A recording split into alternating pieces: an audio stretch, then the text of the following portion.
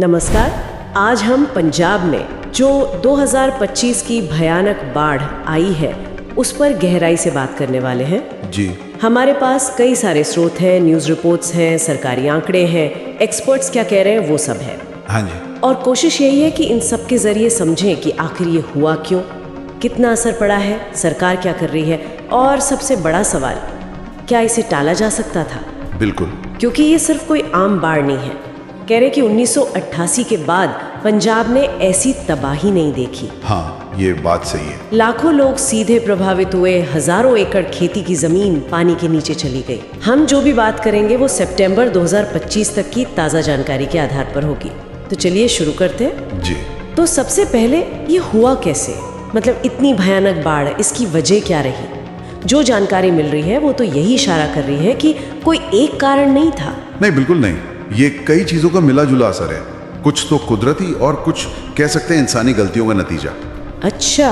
देखिए, शुरुआत हुई अगस्त 2025 में जो बेहिसाब मानसूनी बारिश हुई उससे, खासकर पहाड़ी इलाकों में, हिमाचल प्रदेश, जम्मू कश्मीर, जहाँ से पंजाब की बड़ी नदियाँ आती हैं, सतलज, ब्यास, रावी। हाँ जी, बिल्कुल। वहाँ इतनी बारिश हुई कि नदियों में पानी का स्तर खतरनाक रूप से बढ़ गया, एकदम उफान पर आ गए। और फिर वो बांधों से पानी छोड़ने वाली बात, पौंग, रणजीत सागर, भाखड़ा, उससे तो निचले इलाकों में हालत और बिगड़ गई होगी, है ना? हाँ, और ये समझना जरूरी है कि बांधों से पानी छोड़ना क्यों पड़ा। जब बांध अपनी क्षमता से ज्यादा भर जाते हैं ना, तो उनकी दीवारों पर जबरदस्त दबाव पड़ता है। अच्छा। अगर पानी न छोड़ें तो बांध टूटने का खतरा बन जाता है, और वो तो मतलब इससे भी कई बड़ी तबाही हो सकती थी। हाँ, वो तो है। तो पानी छोड़ना जरूरी था, पर हाँ, ये सच है कि उससे निचले इलाकों में पानी का स्तर अचानक बहुत बढ़ गया। और यहाँ एक और बात जोड़नी जरूरी है, जलवायु परिवर्तन। हाँ, इसका जिक्र भी आ रहा है। कई एक्सपर्ट्स कह रहे हैं कि ग्लोबल वार्मिंग के कारण मॉनसून का पैटर्न बदल रहा है। मतलब कम समय में बहुत ज्यादा बारिश हो जाना, ऐसी घटनाएं अब आम हो गई हैं, जिसे एक्सट्रीम वेदर इवेंट्स कहते हैं। बिल्कुल।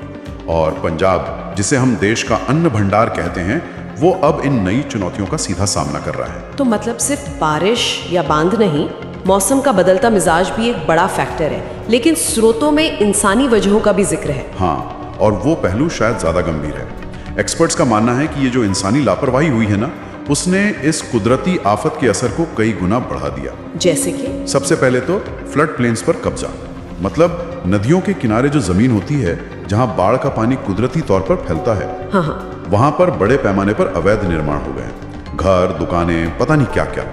तो जब नदी में पानी बढ़ा, उसे फैलने की जगह ही नहीं मिली, और वो बस्तियों में घुस गया। बिल्कुल। ये तो ऐसा हुआ जैसे आपने नदी के रास्ते में दीवार खड़ी कर दी। और न सिर्फ घर, दुकानें ही नहीं, वो जंगलों की कटाई और ये कंक्रीट का बढ़ना, इसका क्या असर हुआ? देखिए, जंगल और पेड़ क्या करते हैं, वो मिट्टी को पकड़ कर रखते हैं, बारिश का पानी सोखते हैं। हाँ। जब जंगल कटते हैं तो मिट्टी ढीली हो जाती है, बारिश के साथ बह जाती है। ये मिट्टी नदियों में जमा होती है, उन्हें उथला बना देती है। और दूसरी तरफ ये कंक्रीट का जाल, सड़कें, इमारतें, पक्के फर्श। हाँ, आजकल हर जगह है। इससे खुली जमीन कम हो गई। अब कंक्रीट तो पानी सोखता नहीं, तो सारा पानी सतह पर बहता है और बाढ़ का खतरा बढ़ जाता है। जमीन के पानी सूखने की ताकत ही कम हो गई है। और शहरों में नालियों की समस्या, ये तो हर साल सुनते हैं हम। बिल्कुल, ये एक बहुत पुरानी और गंभीर समस्या है। कई शहरों में ड्रेनेज सिस्टम या तो है ही नहीं, या बहुत पुराना है, या फिर रखरखाव ना होने से कचरा भरने से जाम पड़ा रहता है। हाँ जी। नतीजा, जरा सी ज्यादा बारिश हुई नहीं कि पानी भर जाता है। और जब नदियों का पानी शहरों में घुसा, तो इन जाम नालियों ने स्थिति को और भयानक बना दिया। तो कुल मिलाकर भारी बारिश तो एक ट्रिगर थी, लेकिन जमीन पर जो ये समस्याएं पहले से थी, उन्होंने मिलकर इसे एक बड़ी आपदा बना दी। और इसका सीधा असर पड़ा खेती पर। रिपोर्ट्स बता रही हैं कि करीब 1.75 लाख एकड़ खेती की जमीन पानी में डूब गई। ये कितना बड़ा एरिया होता है, अंदाजा लगाना भी मुश्किल है। 1.75 लाख एकड़ मतलब लगभग 700 वर्ग किलोमीटर से भी ज्यादा। बाप रे। आप ऐसे समझिए, दिल्ली शहर का लगभग आधा हिस्सा। इतनी जमीन पानी में। धान की फसल लगभग तैयार थी, सब बर्बाद। धान तो मुख्य फसल है वहाँ की खरीफ में। बिल्कुल। धान के साथ साथ सब्जियां, चारा, सबका भारी नुकसान हुआ है। ये नुकसान देखकर ही मन में सवाल आता है कि क्या ये होना जरूरी था? मतलब क्या कुछ अलग किया जा सकता था? कहाँ चूक हुई जिसे टाला जा सकता था? आपने अतिक्रमण की बात की। हाँ। क्या इसे रोका नहीं जा सकता था? देखिए, ये बहुत बड़ा और जरूरी सवाल है। फ्लड प्लेन्स पर निर्माण रोकने के लिए नियम तो हैं, ऐसा नहीं कि नहीं है, लेकिन उनका सख्ती से पालन वो नहीं हुआ। अच्छा। रिपोर्ट्स बताती हैं कि चेतावनियों के बावजूद कई निर्माण होते रहे, तो ये एक तरह से पॉलिसी फेलियर है, नियमों को लागू करने में कमी रही। 1988 की बाढ़ के बाद बातें तो बहुत हुई थी कि सबक सीखा जाएगा, लेकिन जमीनी हकीकत कुछ और ही कहानी कहती है। लगता है वो सबक भुला दिए गए। और बांध प्रबंधन, पानी छोड़ना जरूरी था, मान लिया, लेकिन क्या उसे बेहतर तरीके से मतलब मैनेज किया जा सकता था? हाँ बिल्कुल, बेहतर समन्वय की गुंजाइश तो थी। समस्या सिर्फ पानी छोड़ने में नहीं थी, दिक्कत थी अलग अलग बांधों से, जैसे भाखड़ा और पौंग। पानी छोड़ने के टाइमिंग, उसकी मात्रा में तालमेल की कमी और लोगों को सही समय पर चेतावनी ना मिल पाना। अच्छा। अगर पानी धीरे धीरे एक कंट्रोल्ड तरीके से और बेहतर कोऑर्डिनेशन के साथ छोड़ा जाता और निचले इलाकों के प्रशासन और लोगों को काफी पहले बता दिया जाता, तो शायद लोगों को तैयारी करने, सुरक्षित जगहों पर जाने का ज्यादा वक्त मिल पाता। हाँ, ये बात तो है। सतलज नदी में जो अचानक उफान आया, उसने कई इलाकों को बिना किसी तैयारी के चपेट में ले लिया। तो मतलब समय पर सूचना और तालमेल, ये एक बड़ी कमी रही। बिल्कुल। और इसके अलावा जो हमने पहले बात की, जंगलों की कटाई पर, कंक्रीट के फैलाव पर लगाम ना लगाना, शहरों में ड्रेनेज सिस्टम को ठीक ना करना, ये सब लंबी अवधि की चूक है। और एक बहुत जरूरी बात, जलवायु परिवर्तन की चेतावनियों को गंभीरता से ना लेना। एक्सपर्ट्स सालों से कह रहे हैं कि मौसम बदलेगा, हमें ज्यादा तेज बारिश, ज्यादा सूखे के लिए तैयार रहना होगा। हाँ, ये बातें तो चल ही रही हैं। लेकिन क्या हमने अपनी प्लानिंग, अपना इंफ्रास्ट्रक्चर उस हिसाब से बदला? शायद नहीं। बेहतर सिंचाई सिस्टम, बड़े पैमाने पर पेड़ लगाना, बाढ़ को झेल सकने वाले निर्माण, इन पर तो बहुत पहले काम शुरू हो जाना चाहिए था। और इन चूकों का नतीजा बहुत दर्दनाक है। आंकड़े बदल रहे हैं, लेकिन अभी तक कम से कम 37 लोगों की मौत की खबर है। 3 लोग अब भी लापता बताए जा रहे हैं। जी, ये मौतें घर गिरने से, डूबने से, कुछ जगहों पर लैंडस्लाइड से हुई हैं। और मरने वालों के अलावा जो प्रभावित हुए हैं, उनकी संख्या तो बहुत ही ज्यादा है। हाँ, ताज़ा जानकारी देखें तो 3.5 लाख, 3.5 लाख से ज्यादा लोग सीधे प्रभावित हुए हैं। 3.5 लाख? और इनमें से करीब 20,000 लोगों को अपना घर बार छोड़कर सुरक्षित जगहों पर जाना पड़ा है। सोचिए, 20,000 लोग। एक छोटा मोटा शहर होता है इतना, रातों रात बेघर हो गए। और ये असर पूरे राज्य में फैला है, ऐसा नहीं कि कुछ ही जिलों में हो। नहीं, राज्य के सभी 23 जिले प्रभावित हुए हैं। 1655 गांव बाढ़ की चपेट में आए हैं। सरकार ने सभी जिलों को बाढ़ प्रभावित घोषित कर दिया है। बाप रे। खेती का नुकसान, जैसा हमने कहा, 1.75 लाख हेक्टेयर से ज्यादा का है। गुरदासपुर, अमृतसर, फिरोजपुर, तरन तारन, ये जिले सबसे ज्यादा प्रभावित बताए जा रहे हैं। धान की फसल लगभग तबाह हो गई है। इसका असर तो आगे तक दिखेगा। बिल्कुल, सिर्फ किसानों की आमदनी पर नहीं, आने वाले वक्त में चावल और दूसरी खाने की चीजों की सप्लाई और कीमतों पर भी इसका असर पड़ सकता है। जानवरों का कितना नुकसान हुआ, उसका हिसाब अभी चल ही रहा है। ये तो हुए वो नुकसान जिन्हें हम गिन सकते हैं, लेकिन जो लोग घर छोड़कर गए हैं, राहत कैंपों में रह रहे हैं, उनकी क्या हालत होगी? उसका तो अंदाजा लगाना भी मुश्किल है। अपना घर, खेत, सब कुछ पीछे छोड़कर एक अनिश्चित भविष्य के साथ किसी कैंप में रहना, ये कितना बड़ा सदमा होता है। बच्चों की पढ़ाई रुक गई है, स्कूल बंद है, रोज की जिंदगी पूरी तरह पट्टी से उतर गई है। 1988 की बाढ़ से तुलना कर रहे हैं लोग। हाँ, वो भी बहुत भयानक थी। लेकिन तब से अब तक पंजाब की आबादी काफी बढ़ गई है, शहरीकरण बढ़ा है, तो इस बार प्रभावित लोगों की संख्या और उनके जीवन पर जो असर पड़ा है, वो शायद कहीं ज्यादा बड़ा और गहरा है। इतनी बड़ी तबाही के बीच सरकार क्या कर रही है? मतलब सरकारी मशीनरी कैसे रिस्पॉन्ड कर रही है? देखिए, पंजाब सरकार ने स्थिति की गंभीरता को देखते हुए पूरे राज्य को बाढ़ प्रभावित क्षेत्र घोषित कर दिया है। हाँ। इससे जो डिस्ट्रिक्ट मजिस्ट्रेट हैं, उन्हें राहत और बचाव के काम के लिए एक्स्ट्रा पावर मिल गई है।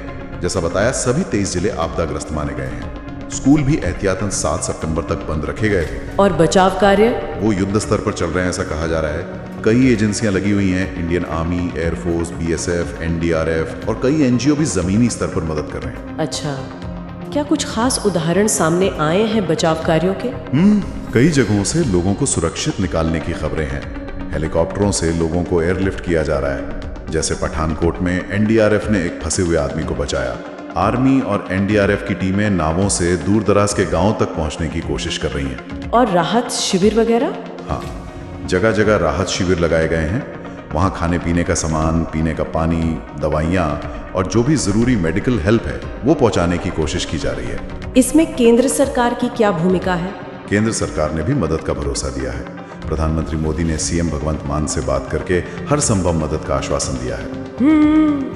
नुकसान का सही अंदाजा लगाने के लिए केंद्र ने अपनी टीमें भी भेजी हैं, inter ministerial central teams, IMCTs।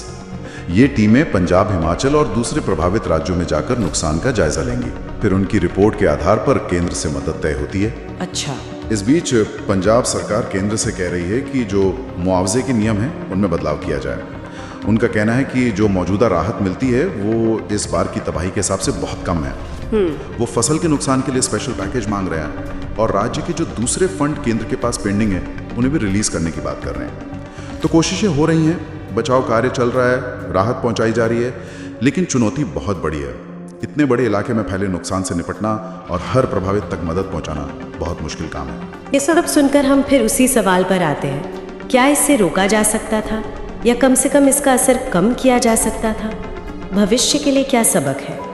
देखिए, स्रोतों और एक्सपर्ट्स की राय देखें तो हाँ, तबाही के इस पैमाने को निश्चित रूप से कम किया जा सकता था। पूरी तरह रोकना शायद मुश्किल होता, खासकर जब बारिश इतनी ज्यादा हो, लेकिन नुकसान कम करने के उपाय थे और हैं। जैसे कि सबसे पहला तो है बेहतर मौसम पूर्वानुमान और जो वार्निंग सिस्टम है उसका सही इस्तेमाल। जानकारी यह है कि NDMA जैसी एजेंसियों ने चेतावनियां जारी की थी, खासकर बॉर्डर वाले जिलों के लिए। मौसम विभाग भी बारिश का अलर्ट दे रहा था। हाँ। लेकिन सवाल यह है कि क्या ये चेतावनी सही समय पर सही लोगों तक पहुंची और क्या जमीनी स्तर पर उस पर तुरंत एक्शन हुआ? शायद यहाँ कुछ कमी रही।